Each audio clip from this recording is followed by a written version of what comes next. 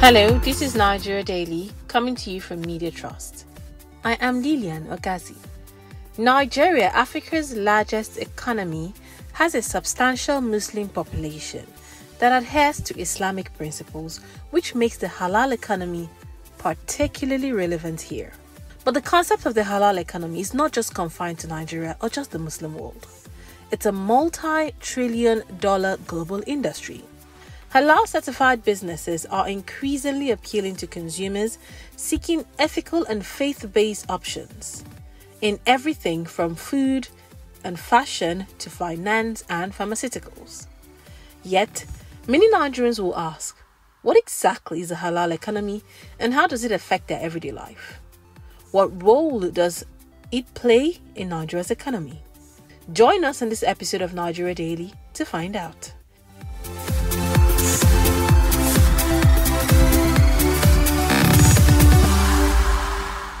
Nigeria, with its large Muslim population, is uniquely positioned to take advantage of the expanding halal market.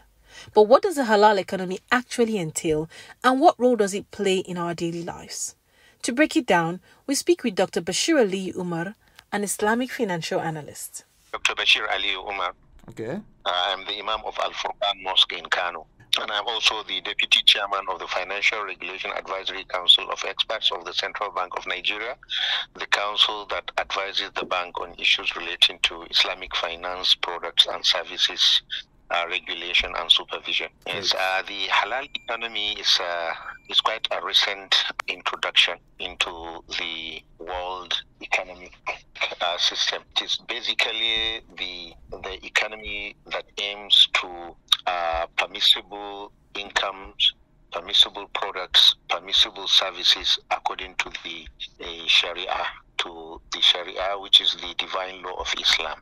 So it basically composes of Islamic banking and finance, which includes the banking sector, the Islamic insurance sector, and the capital market sector. And also the foods and beverages, which includes the chain stores of halal restaurants that are committed to proper slaughtering of livestock and poultry, and also that avoids the consumption of pork and its products, alcohol and its products, and also the presence of these products in other manufactured items like sweets and biscuits and so on. So it aims to purify the consumption of Muslims, either in their production or in the distribution and consumption, in the distribution and sale of, in the distribution and redistribution of these products.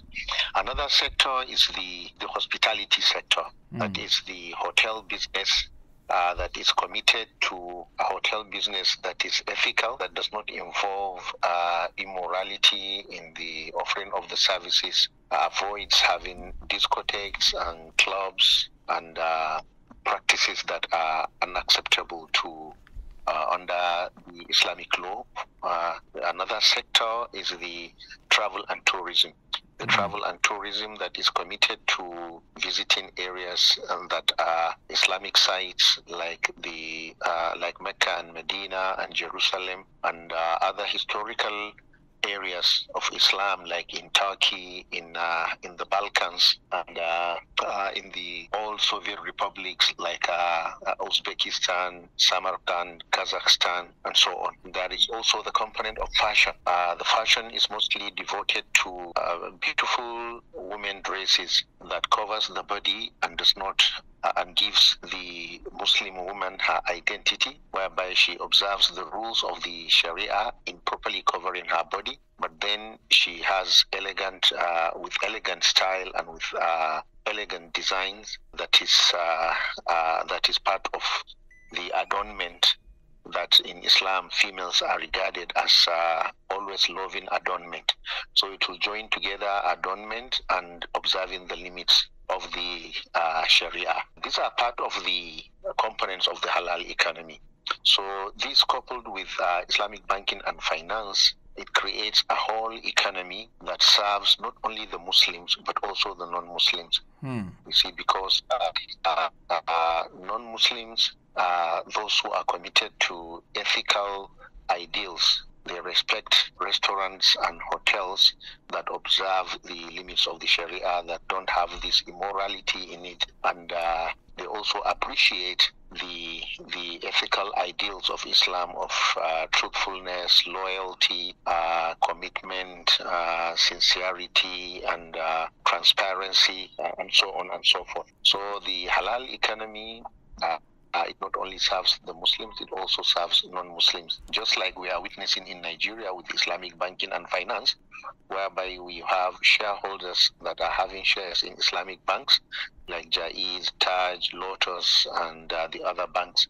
And they also do business with these banks by seeking financing and also putting their deposits in these banks because of the modest return and the commitment to by government to issue sukuk, which are replica of bonds, of government bonds, but these are non-interest financial commitments of governments that are product tied. They are tied to a product, they are tied to a project, and they go directly into the real economy, not just to finance government deficits, but rather to finance government infrastructure projects that have direct bearing on the real economy and the welfare of the people.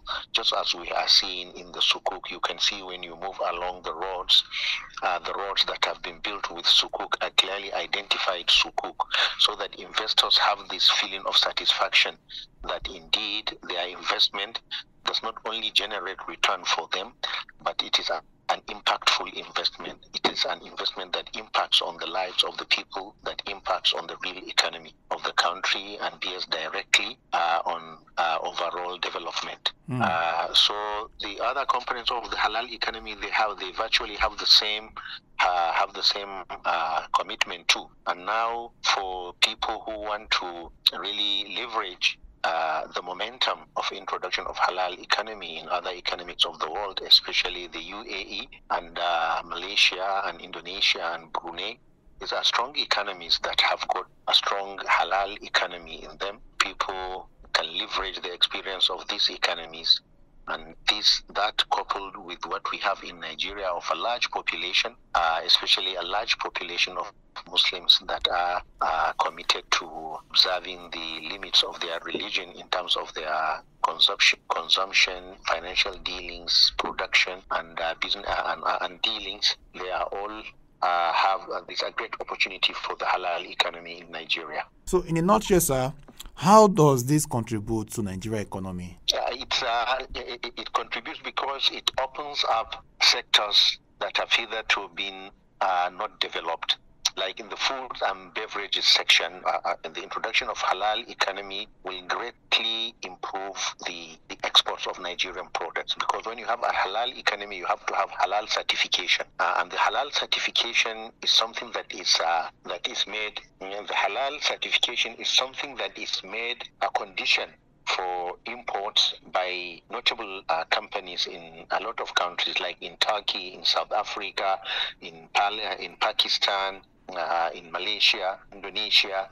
They always they are always committed to having their only import grains and other products, raw materials, if they have halal certification. So the halal certification will open up our economy to tremendous export trade, and it will boost local production. Also, the tourism and the hospitality sector also, it will boost it, because there are people who are committed to establishing hotel businesses, but they want a hotel business that is ethical and that observes the limits. Otherwise, their funds are there and they want to go into the business, but because if it is not part of the halal economy, they turn away from it. So you see, there are a lot of investment opportunities as well as employment opportunities by introducing the halal economy into our country. And remember, this is just an alternative way of doing business. It's a complementary. It's something that complements the conventional economic activities and financial activities that we have. Just like what Islamic banking and Islamic finance did, it complements what we have of the conventional banking, so that it integrates more people into the organized financial sector. People who were hitherto excluded from the financial sector, now they are able to do business with banks in a formal way and go into the formal financial sector. So the same with the halal economy. People who want to enter into activities in the real economy in a way that will satisfy their religious aspirations and then bring them modest earnings as well as ethical earnings. The halal economy will open up this area, so it will complement what we have of the conventional economy. That was Dr. Bashir Aliyu Umar, an Islamic financial analyst, speaking. You are listening to Nigeria Daily, coming to you from Media Trust. We'll be going on a break. Do stay. With all the news, all the data, and all the information spinning around, it's often difficult to make sense of happenings around you. You're right. That's why you need a special filter to sieve the grain from the chaff. A special filter? Like what? It's called Nigeria Daily, a podcast from Media Trust. Tell me more. It focuses on what matters, digs below the surface, dissects the story, and analyzes its potential to affect your life. And where do I get it? To listen, join us on dailytrust.com or trustradio.com.ng or search for Nigeria Daily on Buzzsprout, Apple Podcast, Spotify, and YouTube Music. You can also listen to the show on selected radio stations around you.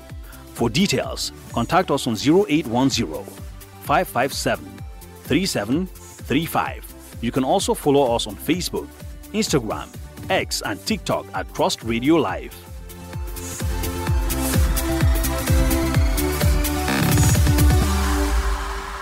You're welcome back. This is Nigeria Daily, coming to you from Media Trust. In this episode, we're looking at the halal economy and how it contributes to the Nigerian economy. Before the break, an Islamic financial expert told us what halal means. The halal economy encompasses all economic activities that comply with Islamic law or Sharia. This goes beyond just food and drink. It also includes finance, clothing, tourism, and more. The halal economy promotes ethical practices that align with Islamic principles, providing alternatives that respect cultural values while encouraging sustainable growth. How significant is halal economy, particularly in Nigeria? My colleague Daniel Oluwole speaks with an economist. Dr. Isa Abdullahi from the Department of Economics and Development Studies, Federal University, Kashere, Gombe State. Well, the word halal is an Arabic word, and of course is a Sharia word because it's an Arabic word meaning permissible, something permitted. And when we talk of Islam in Islamic theology or Islamic terminology, it means all the investments and the food industry, the businesses that have been permitted by the laws of Sharia. So that is a Sharia compliant kind of investment is what is called the halal economy or the halal investment. And halal became too pronounced in areas where mostly are predominantly un-Islamic, those places that are not Islamic.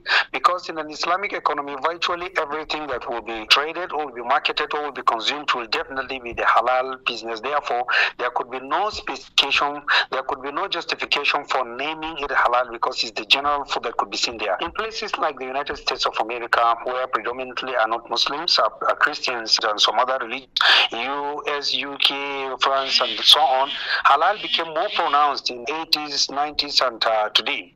So halal, when we talk of the halal business or halal economy or halal investment, it means all those businesses that have been permitted by Islamic theology or Islamic Sharia to be consumed or to be invested in or to trade on is what is called the halal business. And the strength, money value of halal investment today in the world, in 2015 it was standing at around 3.2 trillion naira, which is about 5.1 quadrillion naira. 3.2 trillion dollar, and is equivalent to about 5.1 quadrillion naira.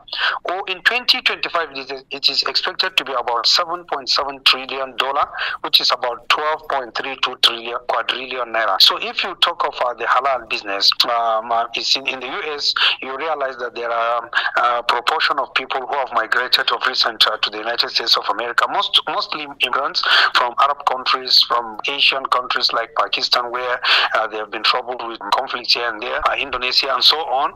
They have settled there in the US, in UK, and they are doing a lot of things in businesses, commerce industries, and even government activities. And therefore, they got named those businesses or food industry that are permitted by Muslims to consume. In Islam, for instance, it's not permitted for someone to consume alcohol, no matter how little. So any food that has little alcohol in it, Muslims are not expected to consume it. And if you have anything with pork meat, no matter how little it is, even the pork oil is not permitted by Muslims. So those people who have come with the knowledge of Islam in the US and Western economy have given it a niche business name called the halal business, and therefore it's trending throughout the world. So that's simply the halal industry. So having said all of this, we have a lot of, Islamic businesses or investments in Nigeria. So how significant is halal economy, particularly in Nigeria? Well, I think in Nigeria, that name halal business is not even too pronounced, because immediately when I get to hear halal, I know it's a Western world term, or it's something that is more pronounced in the Western world. But in Nigeria, virtually most of the business is done in northern Nigeria and other areas where Muslims are, and mostly in meat industry, food industry, alcohol, banking industry, the capital market, and so on. These areas are where halal has specifically been, classified, because in Nigeria, for instance, the banking industry is regarded by largely the Muslim population as something that is un-Islamic, because it deals with the usury or the investment in interest rate. Therefore, Muslims are not permitted to partake in anything in interest rate. And if you can see, most of the northern part of the country are not too comfortable with the interest banking system, and mostly close to 80% of northerners don't even have bank accounts. And some of them you can attribute it to ignorance, but a lot of them are attributable to the non-acceptance of the interest banking system. Assuming now the non-interest system would come in, I want to believe significantly a large number of people in northern Nigeria could could come to the banking system, and investment in the capital market as well. Generally, Islam accepts investment in capital market, because in capital market you will gain, you will lose. You get, when you have a profit is when your market has a highest share, and when you have losses you will incur the loss. So in the business in capital market is more of a real sector business than a financial kind of a market. Therefore, it's allowed in Islam. But the only thing that may not be allowed in the capital market is, for instance, if a company is an alcohol company or a beer company, therefore Muslims are not expected to invest there. But all other companies which are not into alcohol and lottery, who are not in places that are not allowed by Islam, is allowed for Muslims to do. So of recent, I think the banking industry is the one that has come with the non-interest banking system. Like the kind of the first bank that came up was the Jaiz, and then now maybe the Taj and some other small Islamic non-interest banking are coming up. So this is simply the halal economy. But I believe in northern Nigeria, most part of it, the business of meat and food industry is the halal compliant. Whether people know or they don't know, is the halal compliant. And I don't think there's any cause for alarm. So still talking about its economic implication, how does it contribute to Nigeria's economy, considering the fact that Nigerians are really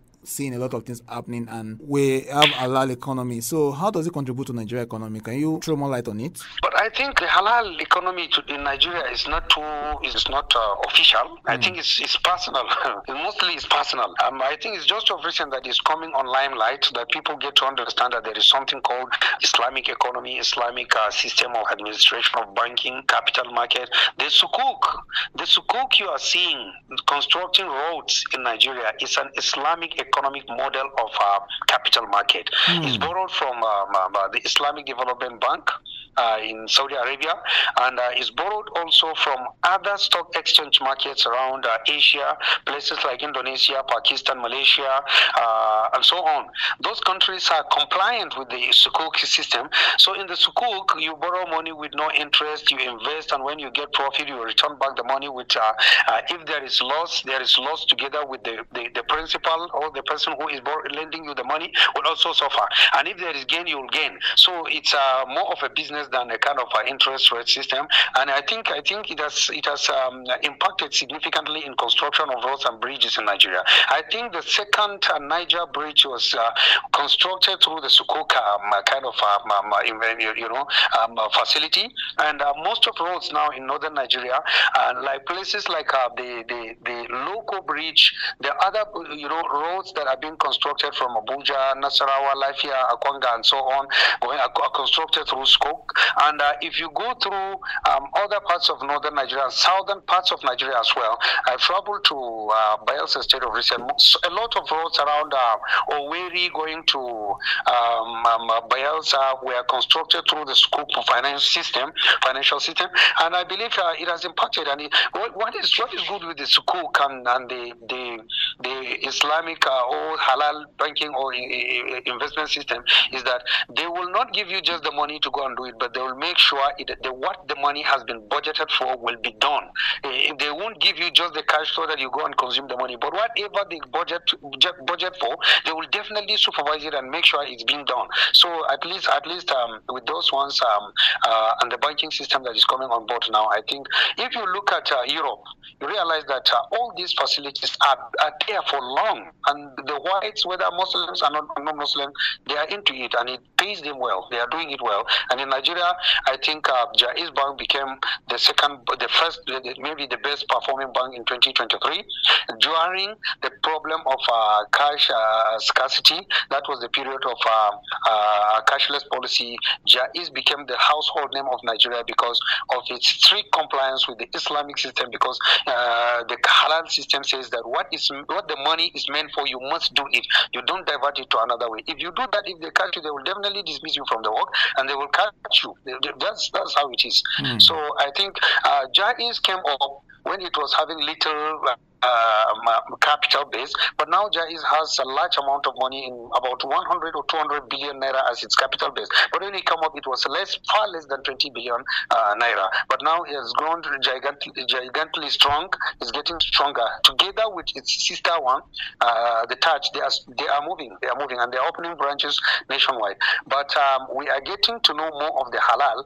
If northerners are staying, or those Muslims staying in states that are predominantly Christianity of southern Nigeria, for instance, like Abia State, Imo State, now they will begin to see how they can get market to market, how they can get the kind of a food industry that is halal compliant, so that the Muslims can consume those kind of food at any point in time. All right. Lastly, how do you think ordinary Nigerians can be sensitized on the benefits of halal economy? I think what my call to Nigerians is that, usually in Nigeria, we are sharply divided along the line of religion, and which is very unfortunate. We are unfortunately as well divided along the line of ethnicity, regionalism, and so on. When we mention this thing, sometimes it becomes, some people will become jihad, some will become scary, that they are bringing anything to Islamize the country. You understand? But then Europe, predominantly a Christian zone, but sometimes it becomes Europe becomes the largest part of the world that is using those kind of facilities to do a lot of its own activities. In Europe, there was a time in UK became the host of International Islamic Financing Conference throughout the world, and it was down there. And sometimes if you go to those countries, you realize the managing directors of those companies are not even Muslims. They are Christians, or even people who don't even bother about any religion. And those people who invest higher in those kind of highest investors in those industries could not be even Muslims. But then look at it, how much could you benefit out of it? It's just a kind of a business. If you can chip in and get profits, you can chip in and get, whether Christian, Muslim, whether Northerner, Southerner, Igbo, Yoruba, whoever. If you can get money out of it, just invest your money there. You just make your profit at a good time and then get what you want. So I want Nigerians to embrace it whenever it comes in. Look at it as another alternative facility. There was a time a market is being constructed, it was about to be constructed in Jos, and most of the banks that came up to give the bidding were much higher than when Jaiz Bank came, and they gave a little amount of money, and it was the state government then wanted to do it, but because of political interest at a point in time it was stopped. But then let's look at it the way it is. It will generate employment, it will generate a lot of acceptance by some people who are hitherto not comfortable comfortable with the conventional banking system, and then the economy could be moving if we insist on budgeting for what we see in reality, just the way Sukuk is being done. If we budget for it and we insist that it must be done, then I think we will be moving forward. That was Dr. Isa Abdullahi from the Department of Economics and Development Studies, Federal University, Kashere, Gombe State. It's clear that the halal economy is more than just a niche market.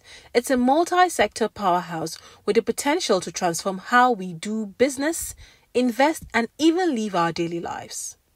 For Nigeria, embracing this economy offers ethical, financial, and social benefits that could position the country as a leader in the global halal market. God bless Nigeria. And with this, we have come to the end of this episode of our daily podcast. Thank you for listening. Do not forget you can listen to or download this and other episodes of Nigeria Daily on Buzzsprout, dailytrust.com and trustradio.com.ng. You can also find us on Apple Podcasts, TuneIn Radio and Spotify by simply searching for Nigeria Daily. Also, you can listen to the program on various FM stations close to you. For sponsorship and advert placement, contact us on 0810-557-3735. I am Lilian Ogazi. Bye for now.